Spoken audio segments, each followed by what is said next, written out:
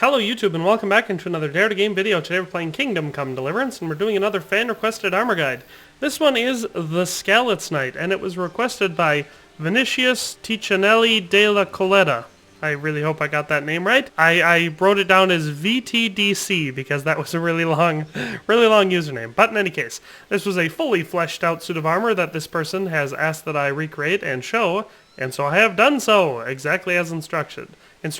So let's just jump right into it with weapons. So for weapons, now the list doesn't say a dagger, but as I always say in my videos, everyone needs a dagger. So I put a dagger in there.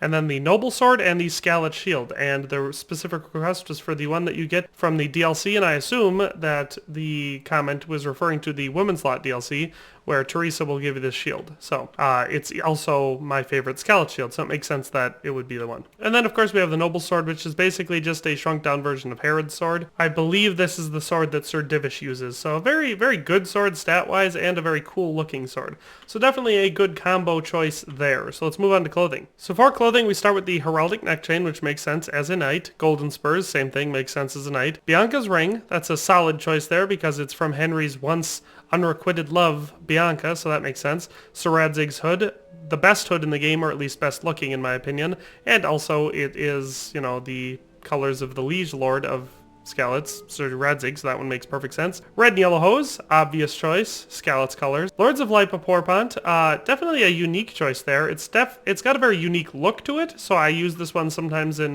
suits of armor. But interesting choice for a Skalitz knight. Maybe it makes sense because he gets it when he goes to Rete after the attack, but hard to say, but that's the Porpont we went with. Nobleman's boots, solid choice, some of the best boots in the game. And the red padded coif. So that is the clothing. Let's add the mail and see what that looks like. So for the mail, we have the mail chausses, the decorated Bavarian hauberk, and the decorated mail coif. So definitely a good call to add full mail coverage to the suit of armor. It's automatically going to produce a very good armor bump over what would have happened if you had very little mail or even padded chausses or stuff like that. So good call with this. I also like how this stuff has the gold lining around the face and the gold fringes around the sleeves and the bottom of the hauberk. So good call there. Let's move on to armor. So for armor, we have the House of Zul helmet, easily the best helmet in the game, both in appearance and performance. It's very good. Then we have the Aachen dyed brigandine, and specifically the yellow and red variant, which makes sense, again, Skalitz colors. The Saxon composite chausses, specifically the ones with red thigh coverage and the yellow fringes below the knee. So that's the specific chausses that this person wanted. And the brigandine pauldrons. And now they're the Aachen brigandine pauldrons and the regular brigandine pauldrons. And the comment just said brigandine, so I'm assuming this is what they want, which makes sense because it has the red covering between the plates on the arms, so that's obvious choice. And then the Warhorse gauntlets. These ones are basically the only enameled gauntlets in the game, as far as I can tell. In fact, they might be the only enameled plate armor in general, and they've got the lovely red color to them with the gold accents. So very, very gaudy, but very and ostentatious, but also decent protection. So that is the entire suit in all of its glory. Looks pretty cool. As far as stats are concerned, it has a total value of 15,175.9 groschen. So decently expensive. Doesn't hit the 20,000 mark, but pretty dang expensive, which makes sense for a knight. Then we have a weight of 80.2 pounds and an AAR, or average armor rating, of 86. Making it not quite tank class, but still pretty decent for a medium to heavy suit of armor, which Brigandine qualifies as. So that's stats and appearance. Let's take a little look-see at it out here. Not too bad. Looks pretty cool, actually. It's got a lot of color going on, which is definitely different than a lot of the suits I usually design. I usually design mine to be pretty plain Jane, you could almost say, but this is definitely a very active and colorful suit of armor. Here's a couple of pictures of it from different angles. I used the open-faced Zul one for these, so that's kind of what it can look like doing things. So I think it's definitely a cool suit of armor. So let's test it out in combat. Here we go. Ambush! Got people in ambush! Well landed. And that's that. Is that it? That's hilarious.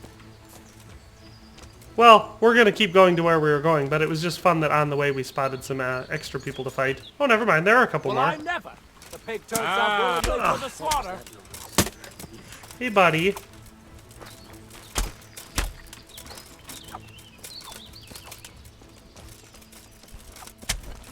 There we go.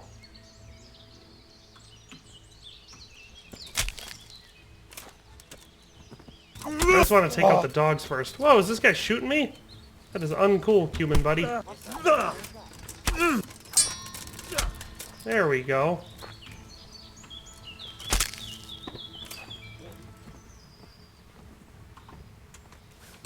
So that was actually pretty convenient, and I think there were enough people here to accurately test out this suit of armor, and we were able to take them in clumps, so it wasn't even so hard.